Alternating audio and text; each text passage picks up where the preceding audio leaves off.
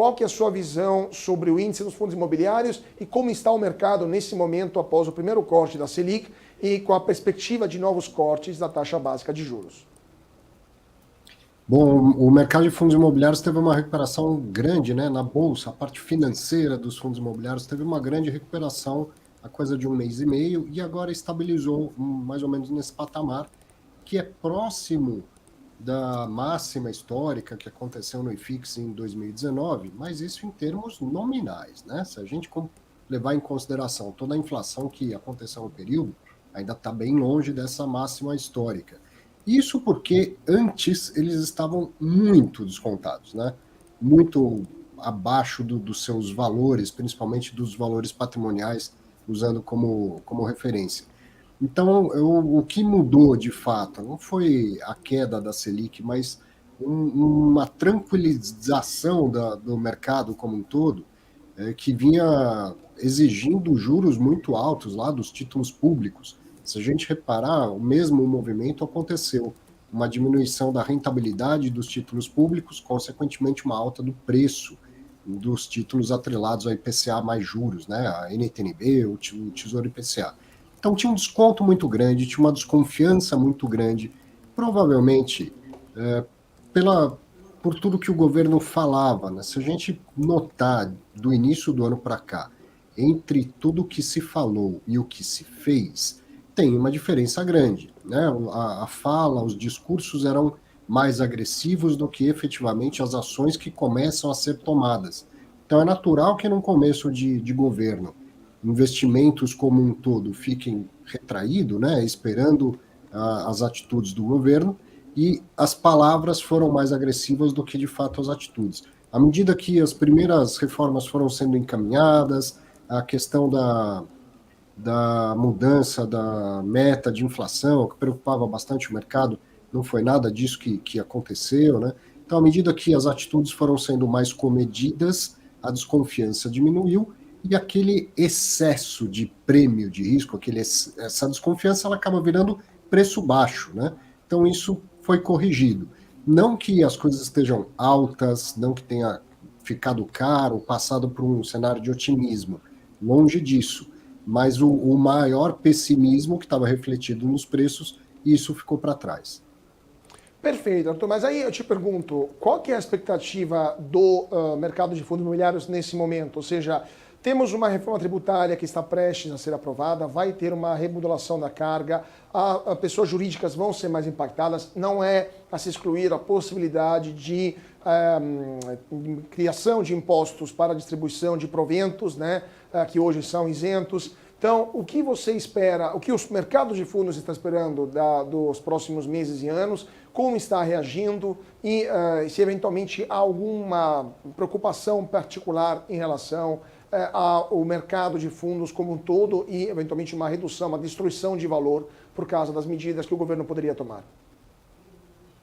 Olha, com exceção da tributação, que é um eterno fantasma, né? Os fundos imobiliários, os investidores, pessoas físicas de fundos imobiliários, gozam de uma vantagem tributária, que é a isenção de imposto de renda sobre a distribuição do lucro, que tem nome de rendimento, tecnicamente o nome é rendimento, na prática é como dividendos, né?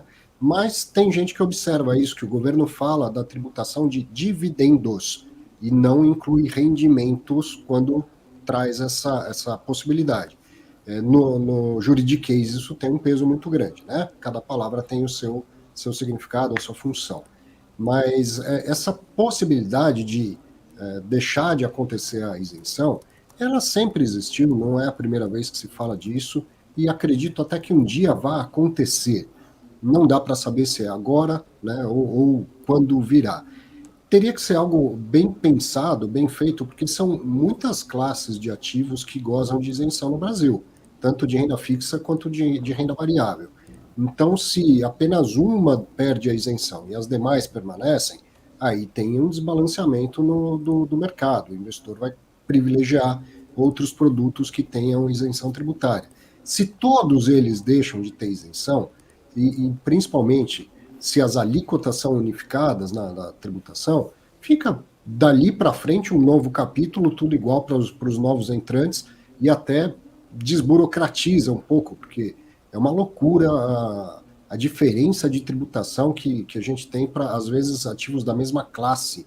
Veja a discussão que aconteceu há um tempo atrás com aquele ETF de LFT, né, de Tesouro Selic. Todo aquele problema que aconteceu foi por causa de dúvida quanto à alíquota de tributação.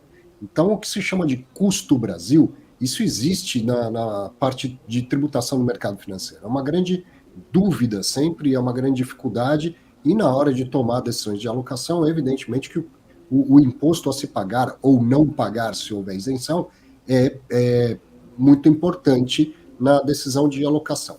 Então, isso sempre vai existir, essa preocupação.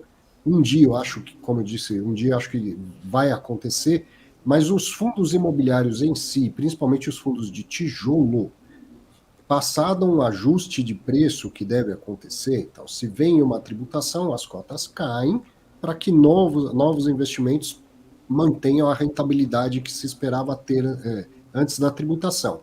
Mas o que eu sempre falo é que se tem um tipo de fundo que é verdadeiramente irreplicável, é o fundo imobiliário de tijolo, porque os outros tipos de fundos que investem em ativos financeiros, eles são importantes, mas eles não são insubstituíveis, eles não são absolutamente necessários. Eu posso montar minha própria carteira de ações, eu posso montar minha própria carteira de títulos de renda fixa públicos e privados.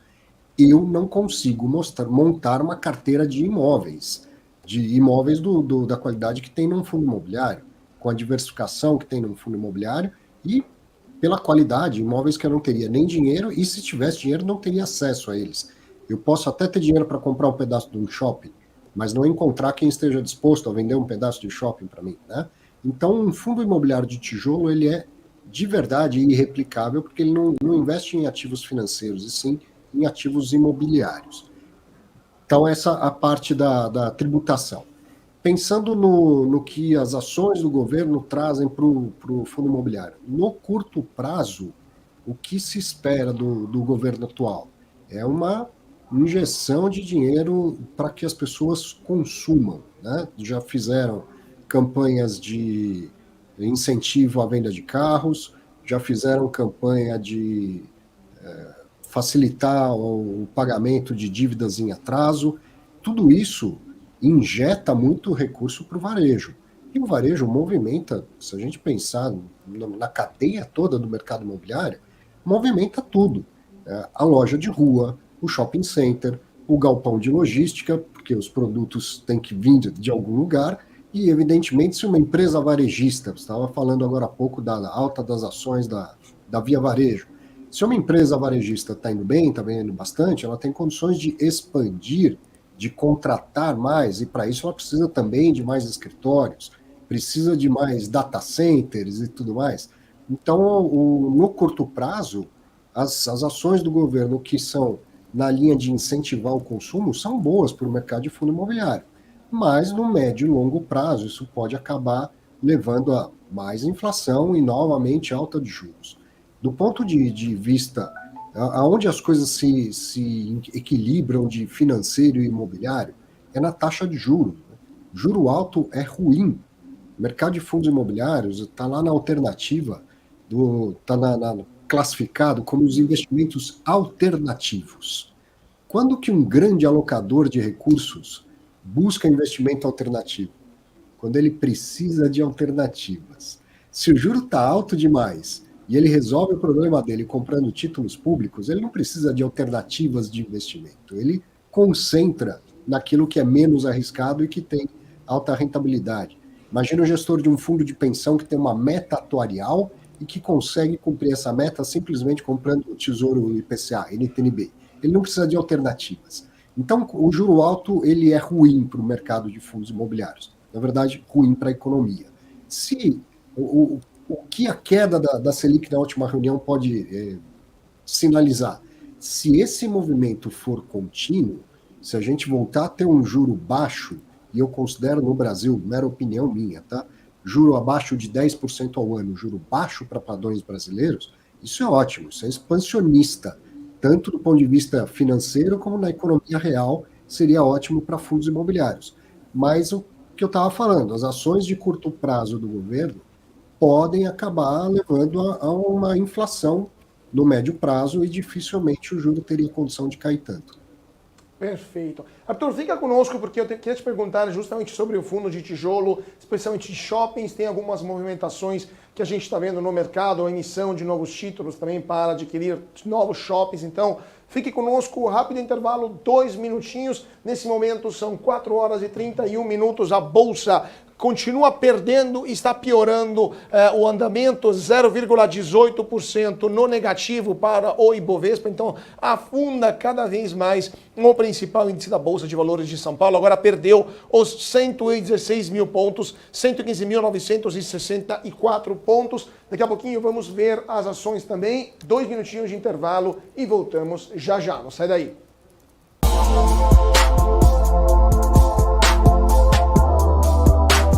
Entender o modelo de negócios, os resultados e as estratégias das principais companhias do Brasil é essencial para tomar as melhores decisões na hora de investir.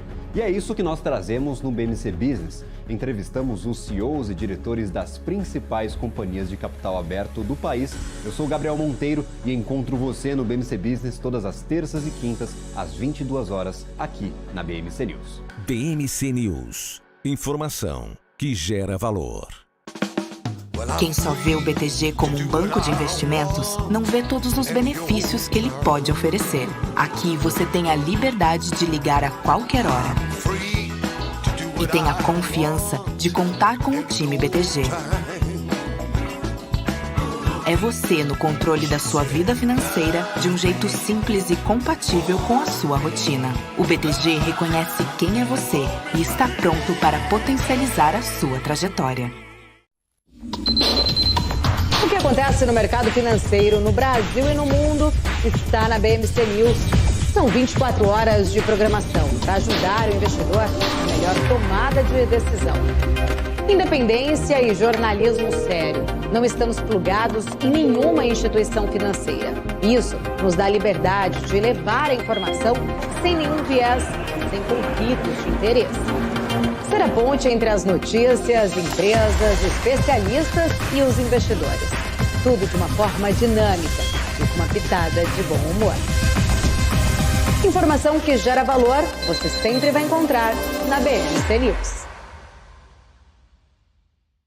As empresas que fazem parte do seu dia a dia estão em uma das maiores bolsas do mundo, a Nasdaq.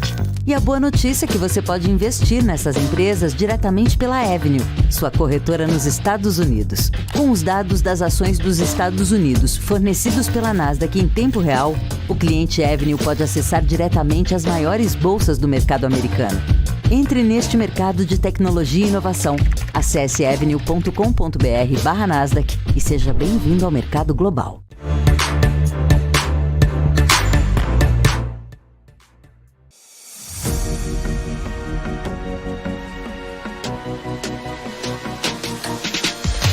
BMC News. Informação que gera valor. O closing aqui na BMC, muito boa tarde para você que está se sintonizando agora, nesse momento, 4 horas e 35 minutos. Vamos voltar a falar com o nosso convidado, mas antes disso, rápido giro aqui do mercado, porque Bovespa continua perdendo força, queda de 0,17% nesse momento para o principal índice da Bolsa de Valores de São Paulo, que volta a fechar o dia. Daqui 25 minutos terminará o pregão e será mais um dia em território negativo, 12 pregões consecutivos no território negativo, 115.947 pontos nesse momento para Ibovespa. Esse mês de agosto não é um mês, é uma desgraça, é um desastre para Ibovespa. A Natura, pior do dia, 8,51% de queda, Raizen 5,56%, Alpargatas 4,88%. IRB se confirma melhor do dia, 13,07%, a Via sobe 7,10% e Magalu 6,50%, 20 bilhões e 910 milhões de reais. O volume financeiro desta terça-feira, desta quarta-feira, aliás. Vamos dar uma olhada como está o dólar, cai 0,14%, R$ 4,98. Petrobras ganha 2,62%, R$ 31,67. A Vale sobe. A Vale agora está no 0 a 0, na verdade está indo para o território negativo, R$ 61,29. Isa Takaki, como estão as bolsas lá fora e o petróleo e como elas estão influenciando as bolsas aqui no Brasil? As bolsas lá fora estão em queda após a divulgação da ata do FONC, Dow Jones com queda de 0,39%, SP 500 queda de 0,57%, Nasdaq 0,88% de queda. Já temos o fechamento dos preços internacionais aí de petróleo, que encerram o dia em queda. O petróleo internacional recuou com o dólar mais alto, mesmo que a ata do FONC não tenha causado estragos amplos ali e que os estoques dos Estados Unidos tenham recuado. A correção de preços também contribuiu. Então, WTI queda de 1,99% aos $79,38, perdendo aí o patamar dos $80. E barril Brent, que é a referência para a Petrobras, com queda de 1,70% aos $83,45. É isso aí, então. Vamos voltar a falar com o nosso Arthur Moraes, sócio do Clube FI. Arthur, a gente estava dando uma olhada no panorama do mercado de fundos imobiliários. Isa, você queria perguntar sobre uma operação específica, né, que apareceu nas manchetes dos jornais recentemente. Exatamente. Na última sexta-feira aí, né, teve um agito no mercado de fundos imobiliários com o anúncio que o FII 20 Shopping Centers, né, fez um acordo ali para participação, de aquisição de participação em 3 shopping centers ali no Distrito Federal, Rio Grande do Norte e também no Ceará. Eu queria sua opinião, né, sua avaliação em relação a essa aquisição desses 3 shoppings, né, e a relação que você faz aí em relação ao mercado de shoppings também, né, se aumentou depois da pandemia e o que significa aí, qual a sua análise em relação a essa transição para esses 3 shopping centers? Então, Isa, o mercado de shoppings ele é diretamente impactado por aquilo que a gente estava falando, né, de injeção de dinheiro no consumo. Pessoas de todas as classes sociais frequentam shoppings e no Brasil todo. É um segmento do mercado de fundo imobiliário que não fica restrito ao estado de São Paulo, como boa parte dos demais, né? Então, o mercado de shopping ele vem recuperando bastante, já tem vendas no mesmo patamar, alguns já superaram os patamares pré-pandemia. O que faltava recuperar nos shoppings era o movimento dos cinemas. Graças a Barbie, parece que estamos com os cinemas bombando novamente. Isso é muito importante para um shopping, tá? A gente acaba indo até o shopping por causa do cinema, mas gasta em várias outras lojas, faz 3, 4 compras diferentes, faz uma refeição. Tudo isso é importantíssimo para o shopping. E essas aquisições que estão acontecendo, não só pelo VIS, que o XP Malls também conseguiu fazer uma emissão, 2 emissões recentemente, vai fazer expansão de alguns shoppings que já possui, vai comprar outros novos. Esse é um momento especial que está acontecendo numa conjunção desse mercado, de que, como eu falei, as cotas subiram, mas longe de estar caras, certo? E com a valorização, os fundos que voltaram a patamares de ser negociado em bolsa próximo do seu valor patrimonial, um pouquinho acima do valor patrimonial, estão conseguindo fazer emissão de cotas. Por que esse momento é importante? Porque o gestor consegue captar recursos numa hora em que a economia ainda está difícil, tem boas oportunidades de alocação desses recursos, de comprar ativos, né, shoppings, galpões, e sem uma grande concorrência. Porque quando vira o humor, né, do mercado e as cotas valorizam como um todo, muitos fundos fazem emissão, aí vários fundos têm dinheiro para comprar. Fundos competem com companhias, competem com fundos de pensão e tudo mais. Quando tem muito comprador para um mesmo tipo de imóvel, os preços acabam subindo. Como isso ainda não está acontecendo, quem consegue fazer uma emissão de cotas agora, levantar recursos para comprar ativos, está conseguindo esse momento especial, essa conjunção especial de as cotas permitirem o preço permitir novas emissões de cotas e ainda não ter tantos gestores capitalizados para concorrer por imóveis. Então, esse ano, nos últimos 2 meses e meio, 3 meses, aconteceu a captação de mais de 1 bilhão de um fundo de logística, que é o HGLG, está em andamento a captação de mais de 1 bilhão de um fundo de varejo, que é o HGRU. O XP Malls captou em 2, uma em seguida da outra, mais ou menos uns 750 milhões, e agora o VISC, que anunciou uma nova captação, e é uma oferta que primária e secundária. Então, tem um cotista grande, que é a Ankar Ivanhoe, vendendo uma quantidade de cotas que possuía do fundo, e a maior parte dessa captação, 300 milhões, é primária. Então, é um dinheiro que vai entrar no caixa do fundo. E a gestão já anunciou qual é a destinação desse recurso, que é justamente comprar outras participações de shoppings também da Ankar, administrados pela Ankar. Então, que se percebe um movimento de essa companhia, né, a Ankar, que é uma empresa internacional, está fazendo liquidez, ela está vendendo uma parte dos seus shoppings, uma parte das cotas que possui no VISC, por algum motivo. Ela pode estar precisando alocar esse recurso, ter oportunidade de alocar esse recurso em shoppings em outros países do mundo, ou ela precisa de recursos para pagar dívidas, de fato não sei. Mas tem um vendedor precisando de liquidez num momento em que o VISC vem fazer uma captação, tem preço para fazer uma captação e consegue amarrar as duas coisas, né? Se captar o dinheiro todo, já tem a alocação toda certinha dada ao mercado. Arthur, agora falando só um pouco da parte negativa dos fundos, do que está acontecendo negativamente, ou seja, inadimplência, né? Porque temos o Carrefour, por exemplo, que rescindiu o contrato de aluguel com o fundo e vai pagar uma multa, mas ele também vai deixar um fundo desocupado. Temos também o Santander, que teve a disputa, né, que vem de longa data, desde a época da pandemia, com a questão das suas agências. Temos também outros casos, Americanas também, que deu calote, não está pagando atrasado os seus aluguéis de fundos logísticos. Então, como é que está a inadimplência hoje dos fundos imobiliários, e especialmente com esses casos muito icônicos, mas em geral no mercado? Fundo de shopping aparentemente está tranquilo, está sofrendo menos, mas em geral, fundos de logística, outros fundos, como estão em termos de inadimplência? Que o pior momento para isso aconteceu no primeiro trimestre do ano. Agora as coisas estão mais tranquilas, mas a Americanas ainda dá um pouquinho de dor de cabeça. Tem alguns fundos em que ela fez acordo com todos eles para pagar e tal, pagar o que é devido depois, inclusive, da decretação lá da recuperação judicial, mas, por exemplo, na semana passada, retrasada, teve um atraso que já foi resolvido na semana seguinte, na semana passada. Então ainda tem uma preocupação em relação a isso.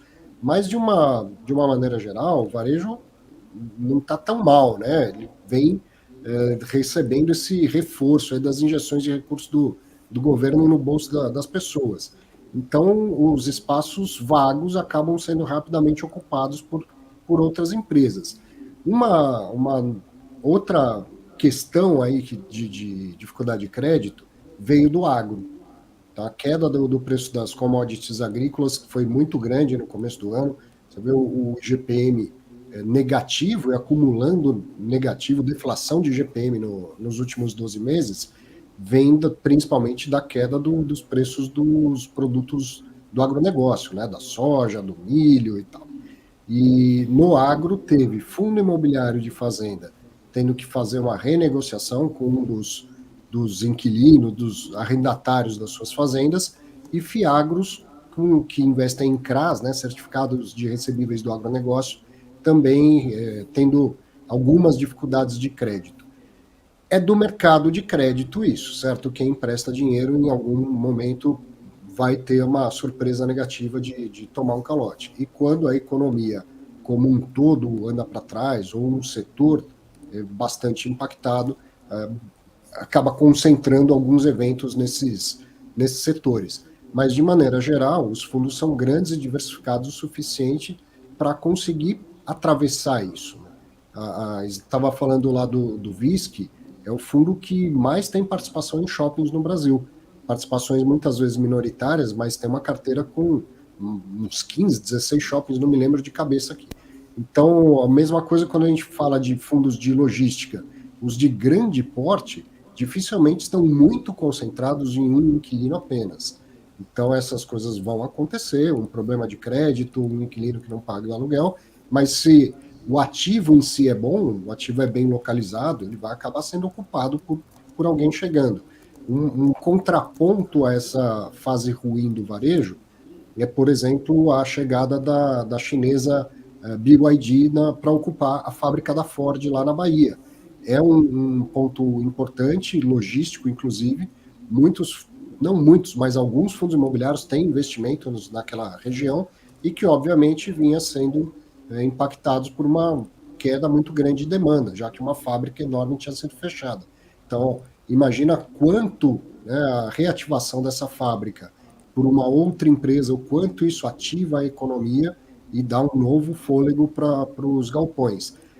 O imóvel sendo bom, né, bem localizado, moderno, eficiente, ele vai encontrar um inquilino à altura, né, alguém precisando daquele imóvel para se reposicionar. Arthur, última pergunta que eu te fazer, você citou os Fiagros. Fiagro, né, que é um produto novo, está tendo uma grande aceitação, um grande sucesso, mas ainda é um produto de nicho, né? Pouca gente está investindo nos Fiagro. Qual é a sua visão sobre essa classe de produtos e qual a sua perspectiva para os próximos anos? Teremos um mercado de Fiagro, já que o Brasil é a fazenda do mundo, um mercado do mesmo tamanho de outras classes de fundos imobiliários ou vai continuar sendo algo mais nichado? Bom, eu acho que tem algo grande se desenhando aí, mas como os fundos imobiliários eles já estão bem estabelecidos, são 30 anos, esse ano a gente completou 30 anos da lei que criou os fundos imobiliários. Os produtos similares, né, o Fiagro, o FIINFRA, por exemplo, até os FIP de infraestrutura, que são só para qualificados, eles têm atraído mais investidores, principalmente se adequando a essa característica de distribuir renda mensalmente. O mercado financeiro entendeu essa demanda clara do investidor brasileiro. As pessoas pagam em parcelas, pagam um pouco por mês, elas querem receber também todos os meses os seus proventos. Então, vários outros títulos, classes de ativos, até títulos do Tesouro Nacional, como o Renda Mais, o Educa Mais, estão entregando essa característica de distribuição mensal, porque todo mundo entendeu que é isso que o investidor brasileiro quer. Então, o Fiagro ele cresce até rapidamente nessa esteira de que muita gente já está habituada, já entende o funcionamento de um fundo negociado em bolsa que distribui renda todo mês. Mas aonde o dinheiro vai parar, a alocação desse recurso, é ainda novidade. O relacionamento do mercado financeiro com o agro, como você falou, ainda é um nicho, apesar de ser tão importante para o país. Esse relacionamento do mercado financeiro com o produtor do agronegócio é ainda novidade. Então, tem uma curva de aprendizado para os dois lados. Tá? Dar crédito para o mercado agro é ainda algo muito nichado. Coisa principalmente concentrada no Banco do Brasil, no Rabobank, alguns poucos bancos que sabem lidar, né, que já têm mais conhecimento de como funciona essa cadeia. Então, o mercado de Fiagro, eu entendo até que está crescendo aceleradamente, tem muito para crescer, mas não vai ser exponencial e tão rápido quanto foi esse início. Então, alguns problemas começam a aparecer, tem um aprendizado daqui, tem um aprendizado de lá. O empreendedor do agronegócio, ele tem que entender que ele precisa estar mais organizado, ter mais transparência, ter demonstrações financeiras, e o agro é muito vasto. Eu estou falando muito do produtor, mas tem várias partes dessa cadeia que podem se relacionar e conseguir financiamento via Fiagro, seja na parte dos CRAs, que é hoje o que mais tem, como na parte de venda de fazendas, de equity mesmo. Isso vai acontecer, Carlos, acho muito provável, pela relevância do agro na nossa economia, que o Fiagro seja também grande e relevante no Brasil. Mas tem um tempo ainda para isso acontecer. E um detalhe que ainda falta é a regulamentação. Hoje os Fiagro, eles funcionam de carona, vou dizer assim, na regulamentação existente de fundo imobiliário, de FDIC, que é o Fundo de Investimento em Direitos Creditórios, e de FIP, que é o Fundo de Investimento em Participação. Então, quando um administrador quer criar um Fiagro, ele fala assim, é um Fiagro FI, é um Fiagro FDIC, e aí ele está indicando para a CVM, vou seguir a mesma instrução que regulamenta o FDIC ou o fundo imobiliário, assim por diante. A CVM ainda vai editar uma regulamentação específica para o Fiagro. E essas coisas parecem só burocracia, parece coisa chata, mas não é. O grande volume de dinheiro espera a base jurídica estar bem consolidada. Então, A CVM também, quando ela trouxer a regulamentação definitiva, também vai ser mais um degrau para o avanço dessa indústria. Perfeito. Vamos ver então o que vai acontecer e com certeza voltaremos a falar com o Arthur Moraes, sócio do Clube FI, sobre o andamento dos fundos imobiliários. Muita gente aqui dando parabéns pelo conteúdo, então vamos fazer mais vezes nossas entrevistas. Certamente. Foi um prazer, como sempre, tê-lo conosco, Arthur, e volte sempre. Prazer é meu. Abraço. Até mais. Isabela. Tchau, tchau. Bom, agora a gente fala da 9ª edição online, totalmente gratuita da Money Week, promovida pela EQI Investimentos, que leva até você as principais autoridades do mercado do país.